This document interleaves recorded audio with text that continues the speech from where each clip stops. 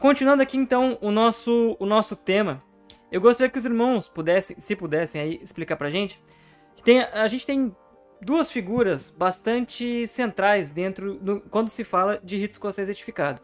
Uma delas é Saint Martin, né, que depois vai criar o martinismo, e depois também o Jean-Baptiste Villermoz, que é inclusive o nome da loja do irmão Reinaldo. Então, meus irmãos, se vocês pudessem nos falar um pouquinho mais sobre essas duas figuras históricas aí do rito, acredito que o pessoal aqui vai gostar bastante. Como eu sou bem sintético, eu vou até, com permissão do irmão Reinaldo, assim, o que nós temos que pontuar é o seguinte, na realidade, o Jean-Baptiste Villermoz, ele era um homem que estava além da época dele, tá? Ele era muito aberto a ideias, ele era extremamente organizado. E o que é interessante, nós vamos pegar o Martinez de Pasquali, e ele realmente, ele conseguiu, ele criou uma coisa chamada martinezismo, que não pode ser confundido com martinismo. Tá? Isso é muito importante os irmãos anotarem. Aí eu peço que depois o irmão Reinaldo ele faça uma exposição. Então, nós temos o quê? O martinezismo, ele teve uma influência muito forte no rito escocês retificado.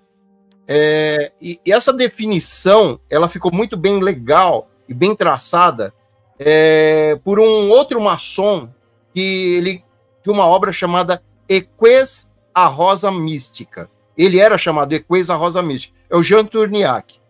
E eu me permito a leitura.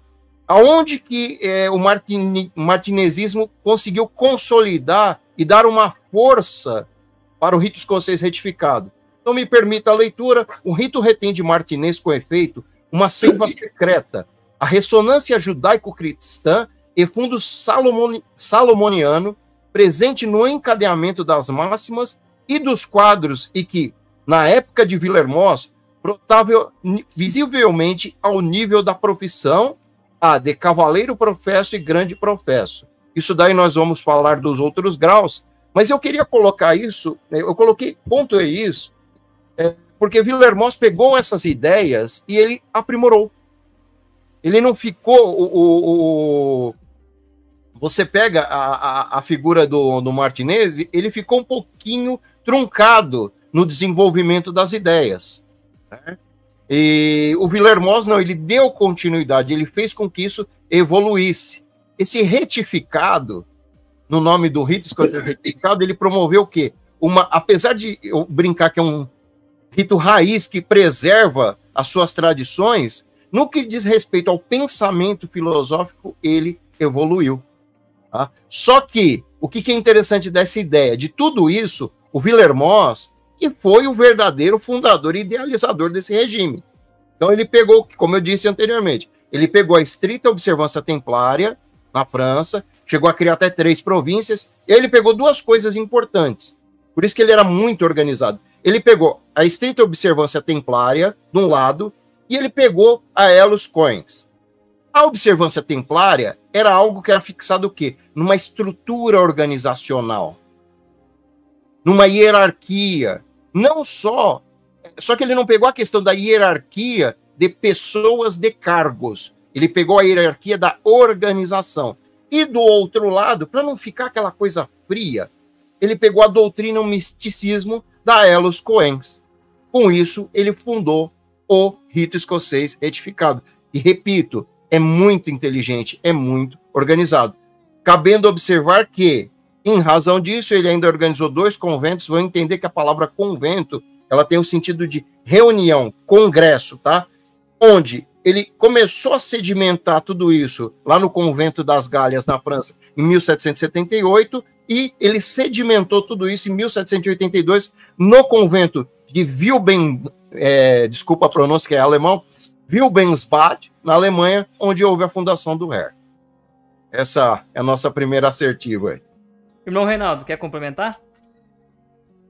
Opa, sim. Então, eu falo já do discípulo de Pasquali, que é Los Crodes de Saint-Martin. Antes de eu praticar o martinismo, eu já tinha lido alguma coisa sobre ele, sobre os erros e verdades. E nesse próprio livro O Erro de Verdade, ele disse que, para fazer o bem, ele era conhecido como o filósofo desconhecido, Louis Claude de Saint-Martin. E ele dizia muito, né? Para se fazer o bem, não precisa barulho, porque eu descobri que o barulho não fazia bem. Então, toda vez que eu lia ou ouvia falar de Louis Claude de Saint-Martin, o meu coração era suavizado. Ele foi um grande discípulo e um grande homem, e hoje, praticamente, ele é considerado como um grande precursor do martinismo.